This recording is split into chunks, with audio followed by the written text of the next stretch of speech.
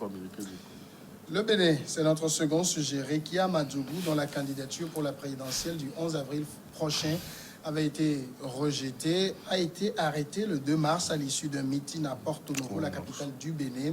Elle est poursuivie pour association de malfaiteurs et terrorisme. C'était donc le premier meeting commun depuis l'invalidation de leur candidature. Mercredi soir, la candidate du Parti Les Démocrates, Rekia Madougou, et Joël Aïvo faisaient donc meeting dans la salle de fête de Tiwani, c'est à Porto Novo. Et donc, au retour, elle a été arrêtée. À l'heure où nous parlons, Credo Tété, selon les informations, elle n'est pas libre de ses mouvements.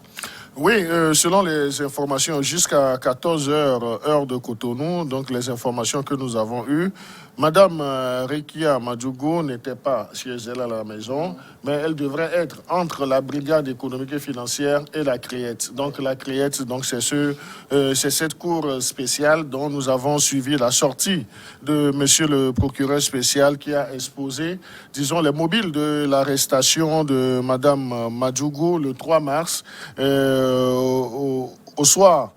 Sur le pont de Porto Novo. Donc voilà un peu. Donc aujourd'hui, après sa perquisition, après la perquisition de son domicile hier, donc elle a été ramenée à la brigade économique et financière où elle a passé la nuit, toujours en garde à vue, mais ses avocats ont également fait une sortie pour préciser aux gens que, en fait, comme l'information avait circulé, qu'elle était chez elle à la maison hier soir, mais en résidence surveillée, donc elle n'était pas là-bas. Elle n'a pas dormi chez elle, elle a dormi à la brigade économique et financière. Et c'est après sa présentation au procureur spécial qu'on décidera de son sort. Mais il y a également des informations qui ont circulé en fin d'après-midi, comme quoi elle aurait eu la liberté provisoire. Mais ce sont des choses qui restent à confirmer. Alors, cette situation aujourd'hui au Bénin, elle est assez singulière parce que ça fait longtemps que le Bénin n'avait plus montré cette image. Qu'est-ce qu'il faut en dire que quand vous voyez Rekia Madougou, c'est vrai qu'on la connaît très bien ici au Togo, vous le voyez dans ces accusations, il fallait simplement habiller d'une manière le chien pour le tuer?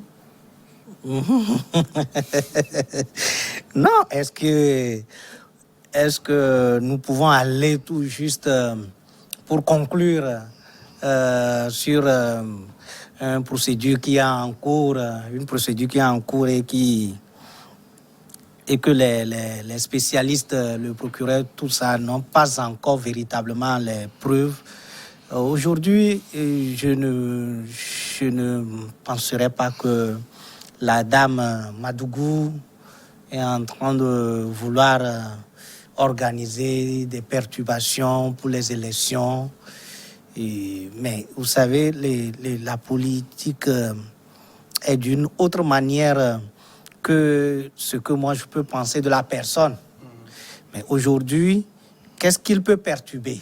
Est-ce que les élections qui sont en cours, ou bien c'est parce que, en fait, c'est aussi une opposante qui est un peu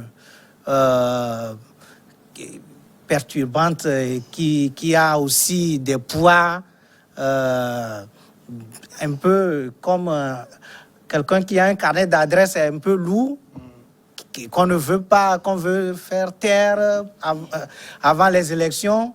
Il y a beaucoup d'interrogations. Est-ce que vraiment, parce qu'on l'a recalée, elle aussi voudrait se venger et a décidé de passer par tous les moyens pour perturber les élections? Donc, il y a autant d'interrogations, mais avoir la personne, la connaissant, je pourrais dire, moi, à mon humble avis, je pourrais dire que peut-être c'est une dame, effectivement, qui est en train de mobiliser des gens parce qu'il veut que l'élection soit repoussée, qu'il y a de dialogue et qu'il y a plus de gens qui participent à cette élection.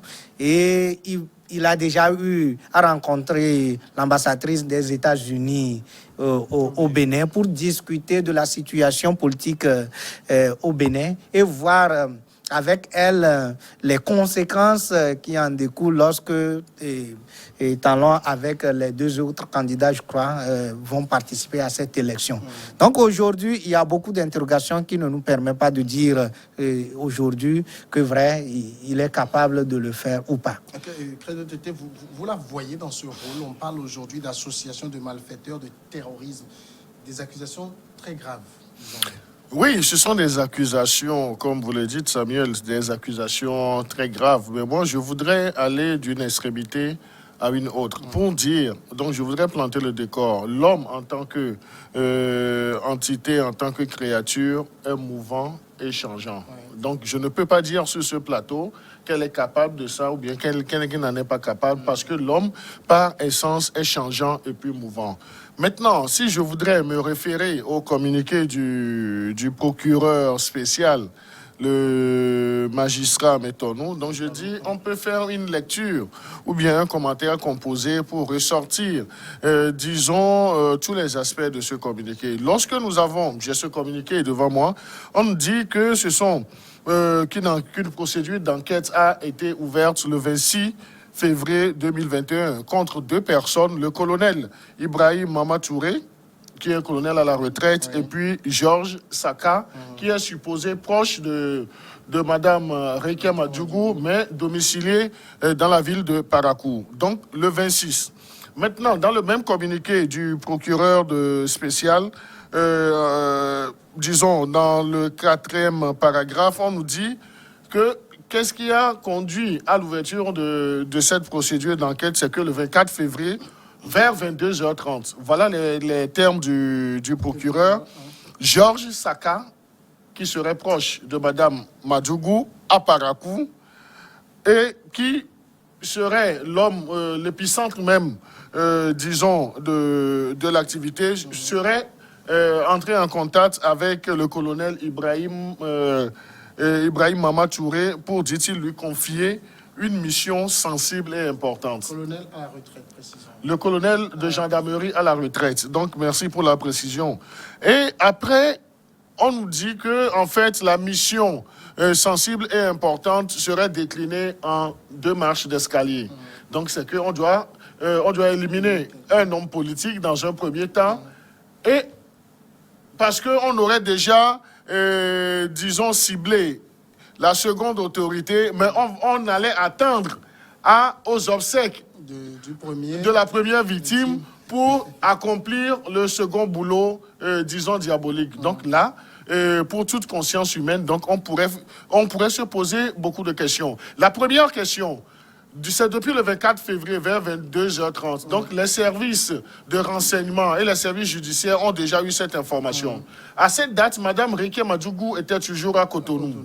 Donc, le 24 au 26, où la procédure d'enquête a été ouverte, elle n'a pas été inquiétée.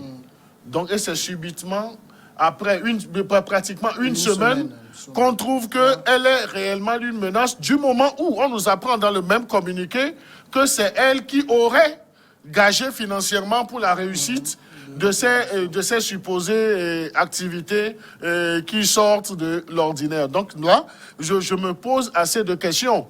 Et Madame Rekia, elle est au Bénin, elle a ses sources d'information. Si réellement elle était impliquée, ne penserez-vous pas qu'elle se serait déjà retranchée quelque part? Parce que depuis le 24, elle a connaissance qu'on a arrêté Georges Saka, qui serait un proche à elle. On aurait arrêté le colonel. Et vous savez, lorsqu'elle était au meeting à Porto Novo, donc c'est comme si elle avait déjà anticipé. Parce qu'elle a dit, dans son message à l'adresse de leurs militants, c'est qu'on peut à tout moment les arrêter. Elle a même parlé de ce terrorisme. Donc c'est qu'il y a déjà eu des fuites. Ou bien on peut supposer des fuites dans ce qui serait, disons, en train d'être cuisiné contre sa personne. Et elle a bien dit, même si on nous embastillait, donc demeurons dans la lutte. Donc là, à partir de cet instant, on peut dire que il y a, disons, beaucoup de choses contre des zones d'ombre que, disons, les autorités judiciaires doivent, disons, permettre à la compréhension humaine de saisir. Maintenant, dans le même communiqué, on nous parle d'un aveu du colonel Ibrahim Mama Touré. Oui. Donc là, je répète, Georges Saka serait un proche de Rekia Madougou. Et c'est de l'aveu du colonel, parce qu'on a dit que c'est Georges Saka qui aurait donné les moyens financiers. Maintenant, et c'est à l'issue de ça, de leur planification, qu'ils ont été interpellés. Et on nous dit, dans le même communiqué du procureur spécial, que c'est de l'aveu du colonel Ibrahim Mama Touré qui serait le chargé de l'exécution de la mission, que cette somme a été envoyée par Mme Rekia Madougou. Donc là, bon, mais là, je me dis qu'il y a un problème. Parce que Georges Saka, qui serait un proche de Mme Madougou, a été également pris. Oui. Maintenant, on nous dit que c'est l'exécutant, le supposé exécutant, qui a dit que selon lui, selon ses informations, ou bien en termes d'aveu même, que la somme proviendrait de Rekia Madougou. Donc je me dis, si on me disait que c'est un aveu de M. Georges Saka, donc je pourrais accorder un peu plus de crédit à ça. Donc Georges Saka est où actuellement? Donc c'est juste aller à l'étape de la planification. Oui. Maintenant, quel est cet aveu dont on nous parle pour accabler Mme Rekia Madougou? Donc ça c'est, disons, une interrogation qui remettrait en cause même l'objet de l'interpellation de cette dame. Et on pourrait être amené à se poser la question, est-ce que Mme Rekia Madougou est aujourd'hui encombrante pour le pouvoir en place, pour la dynamique de la rupture? Est-ce que Mme Rekia Madougou, sur le terrain politique béninois, est-ce que c'est une menace réelle pour le pouvoir de Patrice Talon, du moment où, je nuance, sa candidature ne serait même pas retenu. Donc là, ce sont autant d'interrogations à la lumière de cela. On peut apprécier. Et le procureur, en terminant son communiqué de presse, a évoqué les articles 161, 162 et 163 du Code pénal béninois. Donc c'est ça qui consacre l'association de malfaiteurs, le terrorisme et par ricochet, la criminalité. Parce que les charges qui sont retenues contre Mme Rekia Madougou sont des charges assez lourdes. Maintenant, on pourrait également se poser la question, est-ce qu'il y aurait une machination politique derrière tout cela? Donc je crois que les jours qui sont devant nous vont nous éclairer de l'ampleur de cette affaire. Mais que cette affaire soit au niveau de la criette, donc si réellement Mme Madougou faisait partie de cette machination, c'est qu'elle risque gros. Est-ce que ce n'est pas ce qu'on appelle une affaire signalée? En fait, aujourd'hui, avec beaucoup d'interrogations, nous ne pouvons pas conclure comme je viens de le dire tout à l'heure. Et vous savez, avec ce qui se passe, et la dame Madougou, c'est l'ex-ministre de Yahi Boni. Et c'est lui la candidate portée par le parti de Yahi Boni. Et Patrice Talon aussi, ami de longue date avec Yahi Boni, et qui avait des ruptures avant que aujourd'hui Talon soit hissé au sommet de l'État. Et donc, vous savez, les querelles qui animent Yahi Boni et Talon, je ne sais pas comment ils ont pu régler. Entre-temps, la maison de Yahi Boni a été encerclée. Mais aujourd'hui, vous ne devez pas oublier que la dame qui, entre guillemets, incarne Yahi Boni comme étant candidate et opposante, et qui devient quelqu'un de troublante et qui bouscule le parti au pouvoir, doit entre guillemets, se faire garder quelque part pour que les choses puissent aller de l'avant. Et donc, aujourd'hui, nous ne pouvons pas dire tout simplement que c'est une affaire signalée, mais le fait tout simplement que... Je signale que le procureur spécial de la Criette, on sait que tous les procureurs relèvent du ministre de la Justice qui a été nommé par Patrice Talon. Oui. Et bon, de toute façon, ils vont prouver que c'est une justice qui est indépendante, malgré que c'est nommé. Et il y a toujours ce que on nous fait croire à chaque moment. Quand la justice sort pour quelque chose, c'est toujours indépendant. Donc, je ne voudrais même pas aller sur ce terrain parce que je serais complètement laminé. Donc, aujourd'hui, c'est que vous savez, la justice, certaines justices aujourd'hui, les décisions sont fabriquées dans les cuisines politiciennes et Ah bon? oui. Il faut demander seulement au porte-parole de Kabila, il va vous dire, que il y a des décisions qui sont préparées dans les cuisines politiciennes et le magistrat il vient, il lit seulement. Donc il y a pas, certaines justices ne sont pas indépendantes, ils ne font pas de leur boulot, mais aujourd'hui, ce qui est aujourd'hui, c'est qu'on ne sait pas dans quelle mesure la dame, sa candidature a été reléguée, et on ne sait pas dans quelle mesure elle pourrait troubler les campagnes. On ne sait pas dans quelle mesure elle a déjà donné l'argent à une personne pour aller donner à un colonel. Est-ce que pour faire un coup d'État, pour troubler les élections, un colonel en retraite d'ailleurs, on ne dit pas au moins un colonel en fonction, pour dire qu'au moins quand même il est proche de l'autorité et qu'il pourrait facilement éliminer l'autorité, tout ça. Donc, vous voyez, ça porte confusion. À moins qu'on nous dise que c'est quelqu'un qui est en retraite, mais qu'il est toujours en fonction. On ne sait pas. Dans le communiqué, il n'a pas été dit. Ils ont dit colonel à la retraite, c'est-à-dire colonel de l'ex-gendarmerie. À la retraite. Ouais. Et donc, je ne sais pas par quelle mesure il va éliminer l'autorité. Vous trouvez que les accusations sont mal ficelées? Non, je trouve, moi, de toute façon, moi, je suis un profane. Je suis en train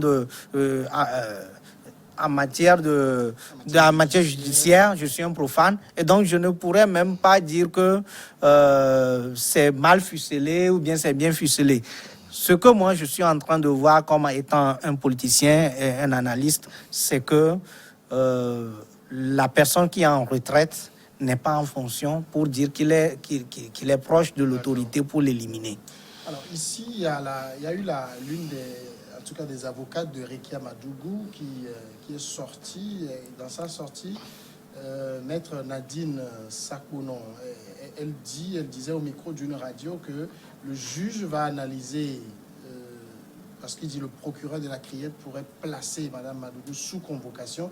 Le juge va analyser sa mise sous convocation ou sa mise en détention. Donc, il pourrait être présenté devant le juge des libertés de la détention. On a l'impression que jusqu'ici, puisqu'elle parle au conditionnel, on ne sait pas quel sort réservé à Madougou. Oui, non, mais je crois que... Une patate chaude. Je ne dirais pas ça, mais Rekia Madougou aujourd'hui a l'aura. Au Bénin, elle a l'aura au Bénin, et si vous considérez ses sorties politiques, donc c'est qu'elle est en train d'être suivie, et on dira que c'est le renouveau même du leadership politique togolais. Rekia Madougou, si elle reste dans cette dynamique dans 5 ans, donc elle fera assez mal sur la scène politique béninoise.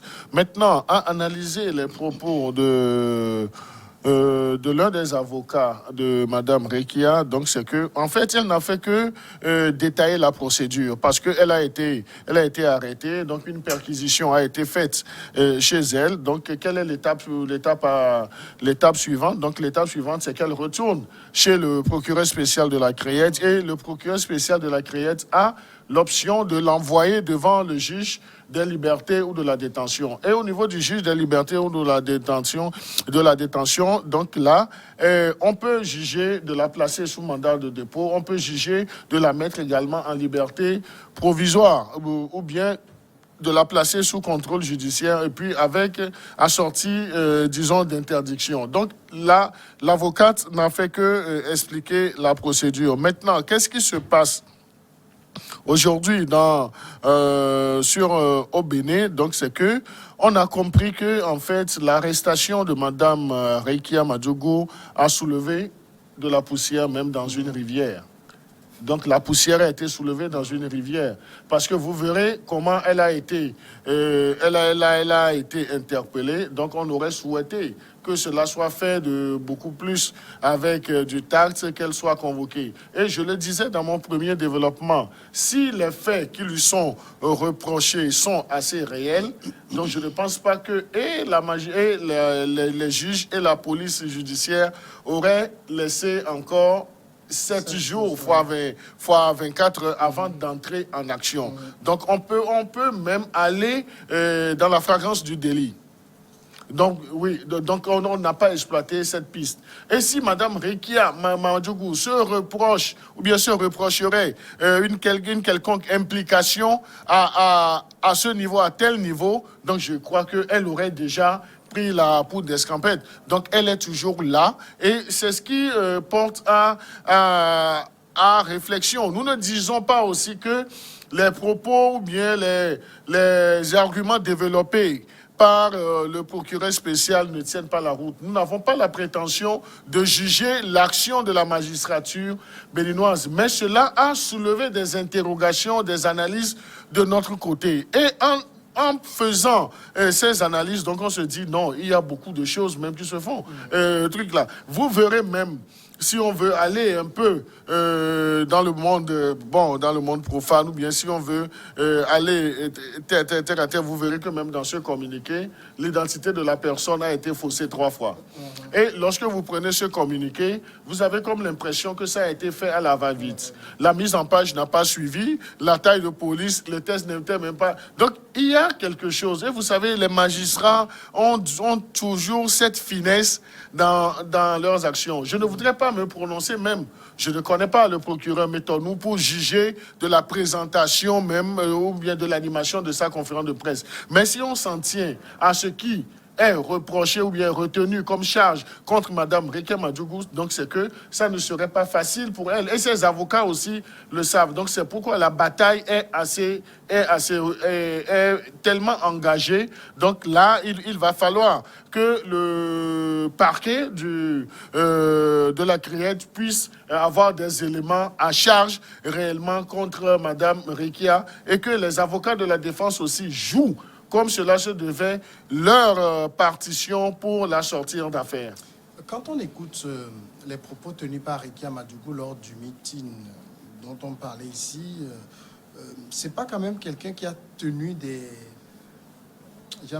propos un peu apaisants. Elle disait clairement à partir du 5 avril, il y avait un peu de menace dans les propos. Est-ce que c'est pas tout cela qui lui vaut aujourd'hui ces démêlés? Oui, c'est ce que j'avais dit et je continue de dire. En fait, aujourd'hui, elle est malheureuse, entre guillemets, parce que sa candidature n'a pas été retenue. Oui.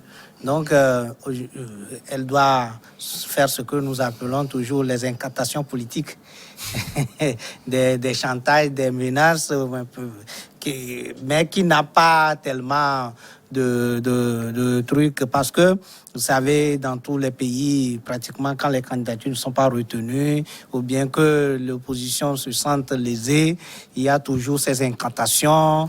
Nous allons empêcher les élections, l'élection n'aura pas lieu, boycott actif, beaucoup de mots que nous employons, c'est des incantations politiques. On ne doit pas en tenir compte puisque c'est quelqu'un qui voudra bien participer à cette élection, qui voit sa candidature ou bien sa chance, disons que c'est qu'elle ne pourra pas passer. Donc aujourd'hui, si nous voulons réellement bon, je dis, si Patrice Talon voudrait réellement ce que nous connaissons du Bénin, comme il a commencé, et le Bénin qui est un pays que nous qualifions de jeune démocratie, etc. Donc aujourd'hui, ce n'est pas tout ce que les gens disent dans les meetings qu'on doit prendre comme argument pour pouvoir les arrêter et porter ces chefs d'accusation assez graves pour pouvoir les inculper ou bien les faire taire. Donc aujourd'hui, il n'y a pas question, d'ailleurs dans le communiqué, que c'est des propos du meeting qui ont poussé les autorités judiciaires à son arrestation. Est-ce que vous croyez qu'on va la déposer ou elle pourrait être libérée, placée sous résidence surveillée, contrôle judiciaire? On sait que bon, on l'a fêté.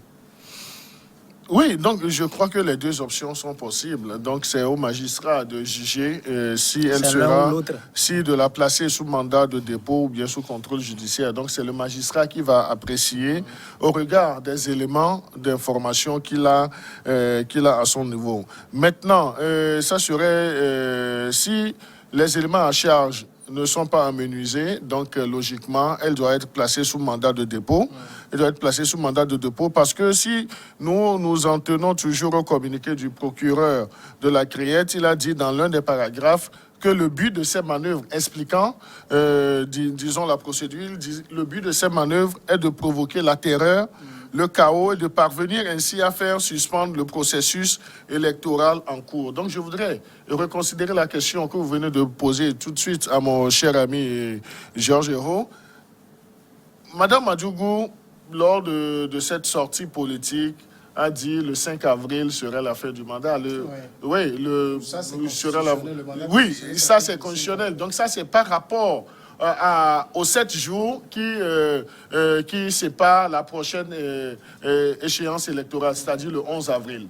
Donc là, on peut dire que Mme Rekia Madougou est toujours, je ne parlerai pas en termes d'incantation, mais dans la manie des hommes politiques, les hommes avec grand âge. Donc il faut grossir les choses pour essayer d'haranguer une certaine foule. Donc on peut aller à ça. Maintenant, est-ce que ce sont ces propos? Est-ce qu'on peut dire que c'est parce qu'elle a dit que le 5 avril, ça sera la fin de la rupture, donc c'est que cela jugerait même ou bien viendrait expliquer toute la machination qui serait retenue contre elle. Donc ça, ce sont des interrogations, mais nous disons, ce qui est retenu contre Mme Rekia Madougou est assez grave. Est assez grave. Si les charges-là demeurent telles qu'elles sont formulées, donc c'est qu'elles risquent gros. D'accord. Voilà, on va passer à la grande pause maintenant et après le journal, on sera de retour.